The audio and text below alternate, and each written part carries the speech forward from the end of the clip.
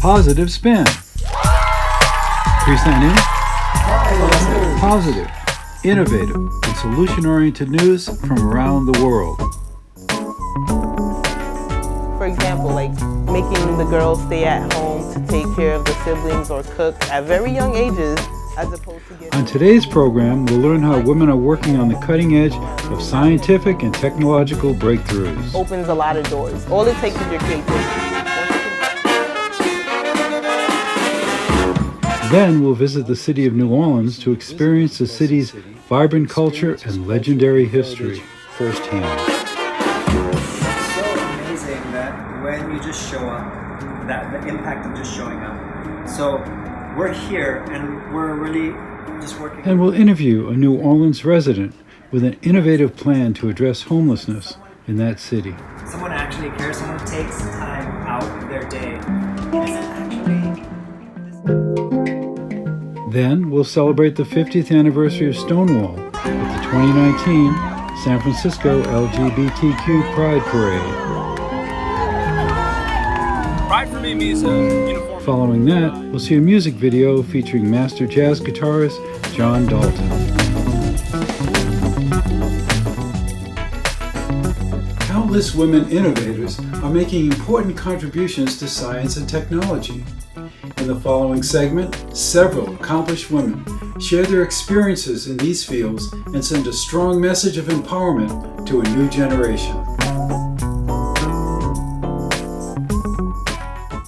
Hello, my name is Mominatu Barry. I'm a software engineer and cognitive educator, and I'm from Harlem, New York.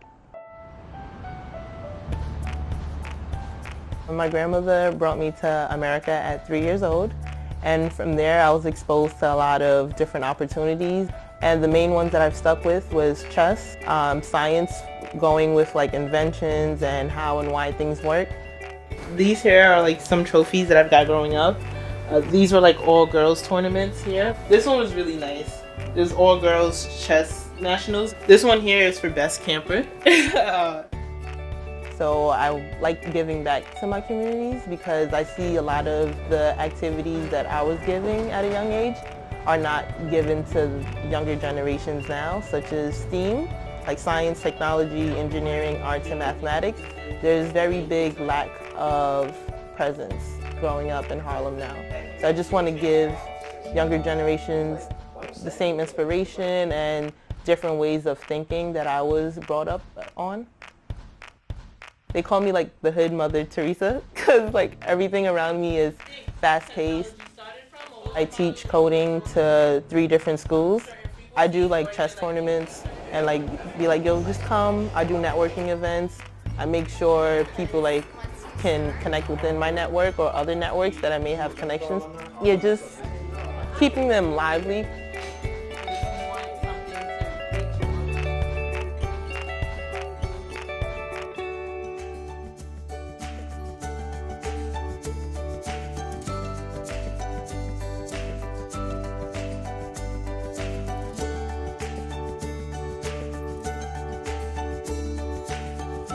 I feel like from a larger scale, females are shunned upon when it comes to being intelligent because for so many years we were told to be quiet.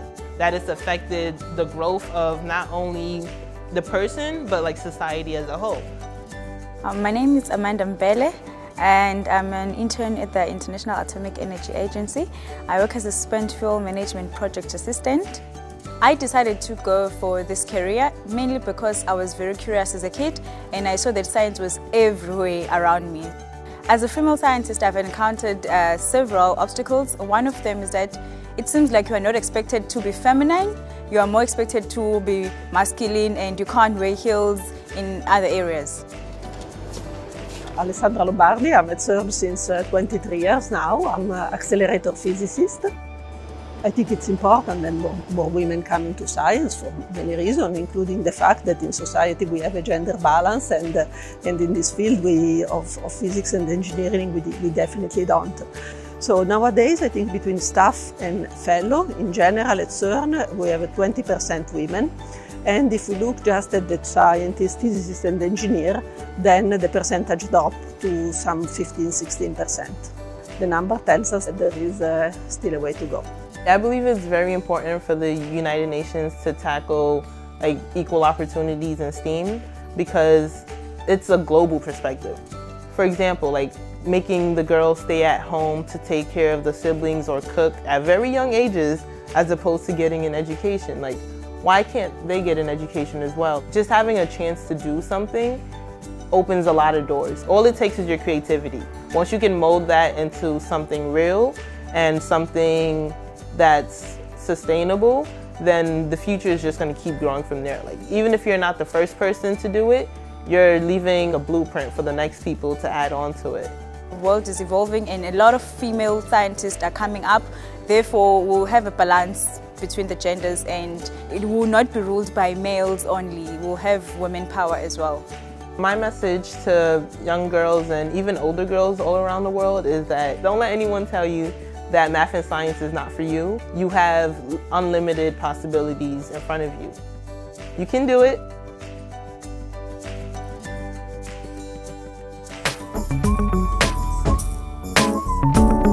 The city of New Orleans suffered greatly following the devastation of Hurricane Katrina. Positive Spin visited New Orleans 15 years after this great tragedy to experience the revitalization taking place in many parts of the city.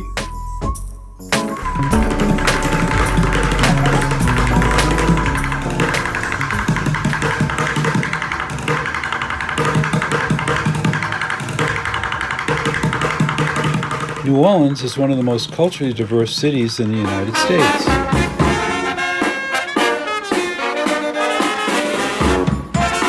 Positive Spin recently visited the Crescent City to experience its culture and heritage firsthand.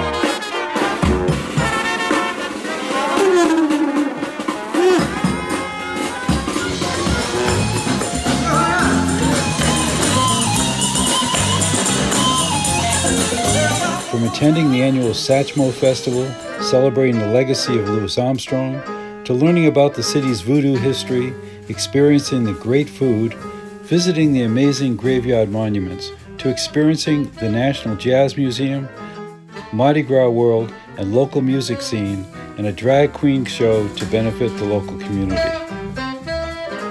It was inspiring to see most of the city come back to its original vibrancy following the devastation of Hurricane Katrina. This was due to the courage and heroic actions of its citizens and their passion to preserve their beloved city. New Orleans recently lost two of the city's legendary musicians, Art Papa Funk Neville and Dr. John.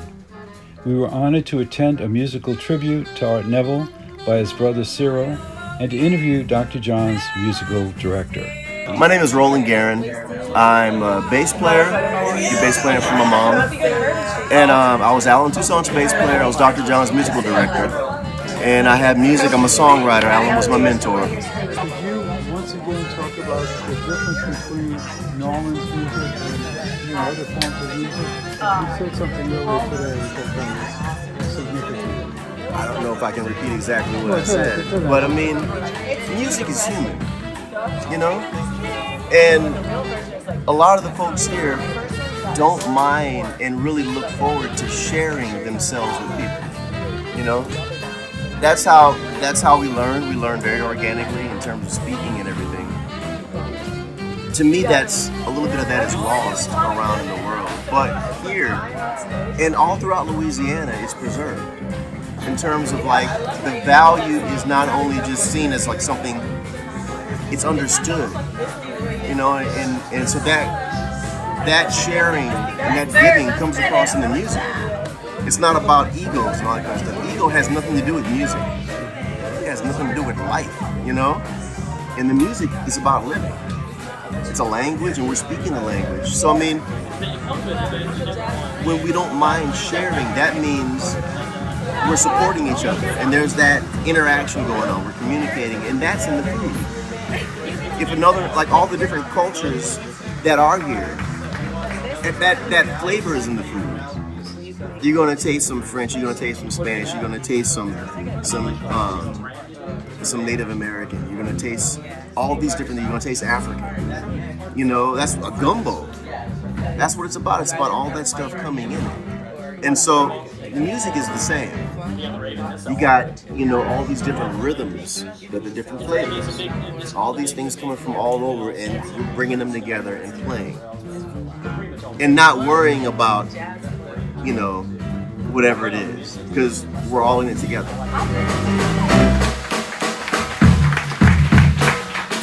Hi, I'm Ranger John Beebe. I work at the New Orleans Jazz National Historical Park, and I am one of the very few jazz rangers in existence. So I actually play music, perform music, talk about music for the National Park System. Mr. Music Man. I try. It's a pleasure. Thank you. My name is Alexandra Marcia.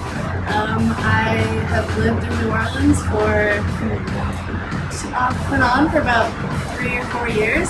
I left one time and it doesn't work. Like once you live here, you really can't live anywhere else. So I guess my story is that I came here just for a week, as most people do, and most people who moved here just come temporarily, and then I kept extending my stay, and totally fell in love with the place. Met some really beautiful, wonderful people.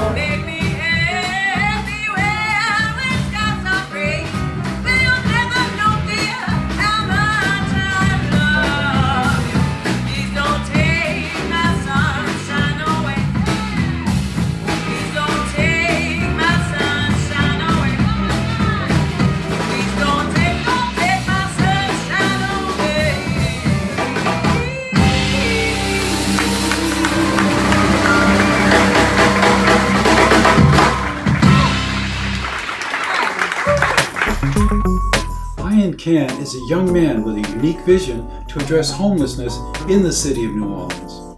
We recently interviewed him about his innovative plans.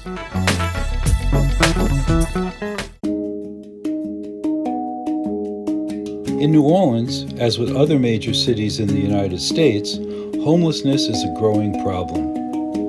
While cities are struggling to address this situation, one young man is devoting his life to creating a life-affirming community for homeless people in New Orleans.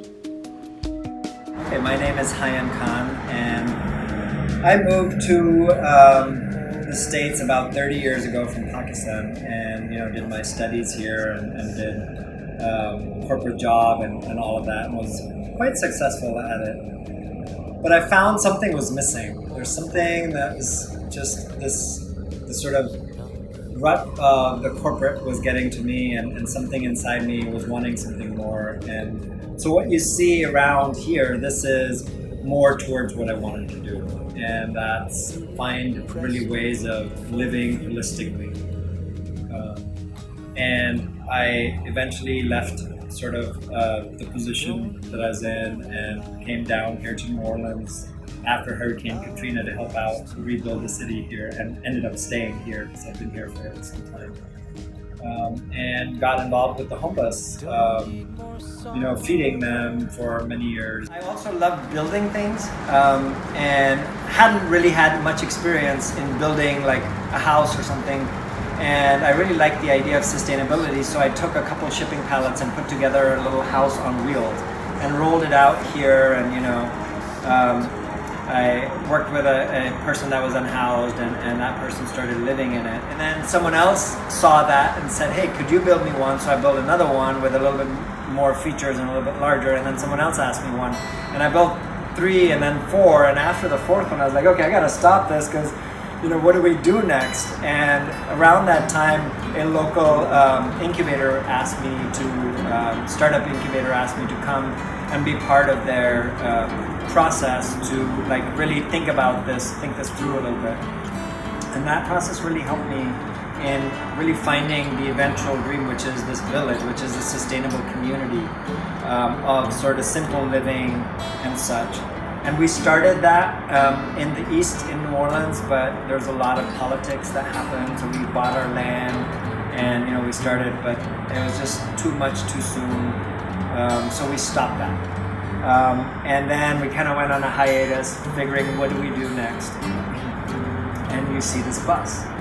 And this bus is this beautiful thing because it really represents so many pieces of the dream, and it's sort of this next iteration to me of what we're trying to do.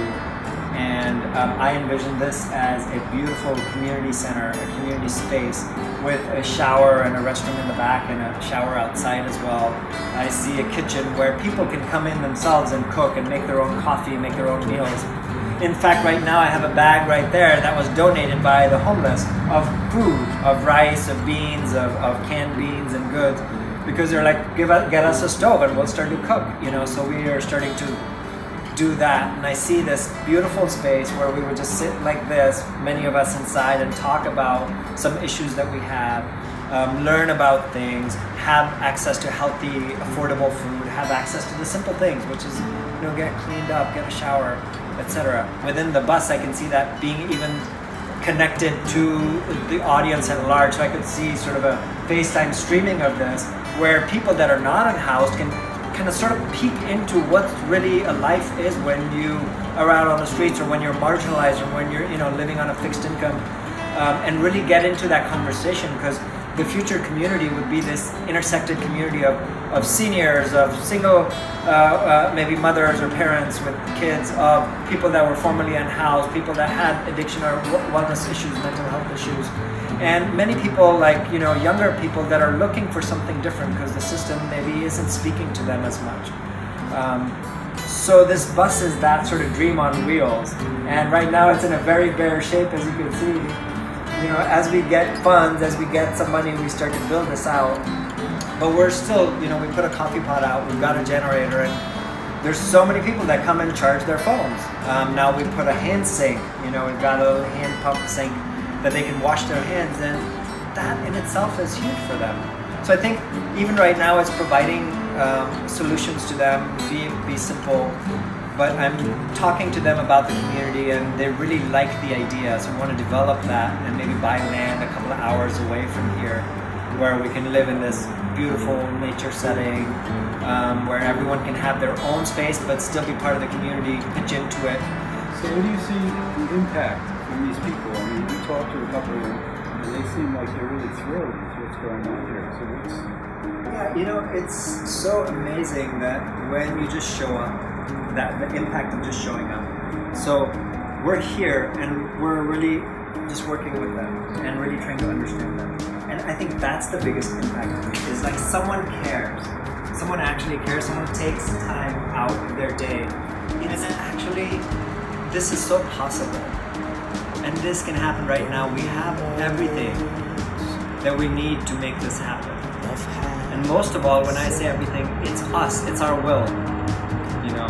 And not only this, I hope that this becomes a template for others to share and say we want to live in a much more empowered way, in a full way. So that's what I hope. This year, the world celebrated the 50th anniversary of the Stonewall Rebellion, which ushered in the international movement for lesbian, gay, bisexual, and transgender rights. Positive Spin covered this year's LGBT Pride Parade in San Francisco and asked the participants in the celebration what Stonewall means to them.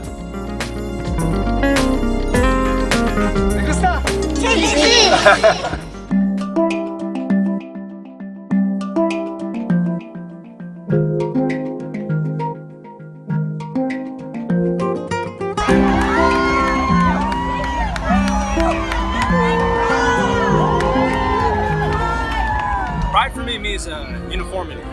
In a sense, bringing people together, and no better place to do it than San Francisco. San Francisco is, you know, kind of cliche, but it is a melting pot. If you look around, there's people of hundreds of different ethnicities here. Pride is a representation of love.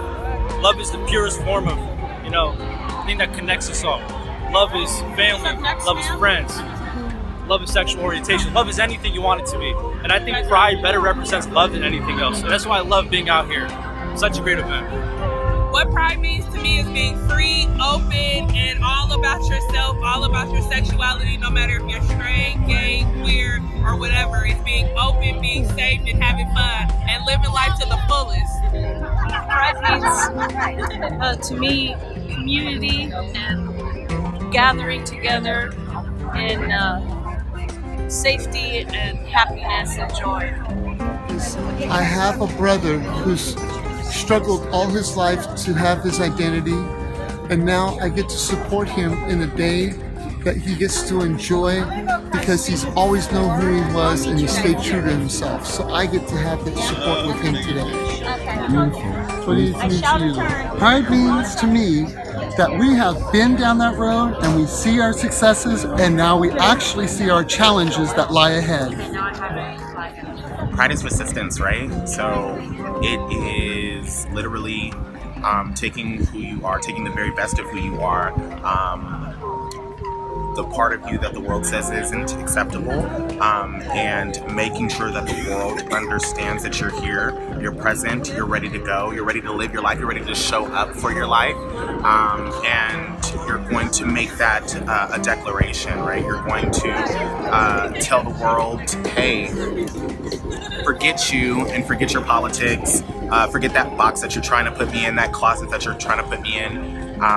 I'm going to live out loud on purpose, for a purpose, and that is, right, gay, trans, bi, intersex, gender non-conforming pride. It means progression. We've come a long way, but we haven't gone all the way. But every time we have a pride parade, it gives us hope, and it gives us direction, and it gives us a lot of community time to see all the other people that have pride too, and that encourages us to just keep going on and fighting for the cause. Pride to me means being yourself, being able to own who you are, not have to worry about any color lines, any bias from anybody. It's all about just being you, so be beautiful. What does it mean to you? Loving. I would agree with that. I think it means loving as well, just being able to be a family.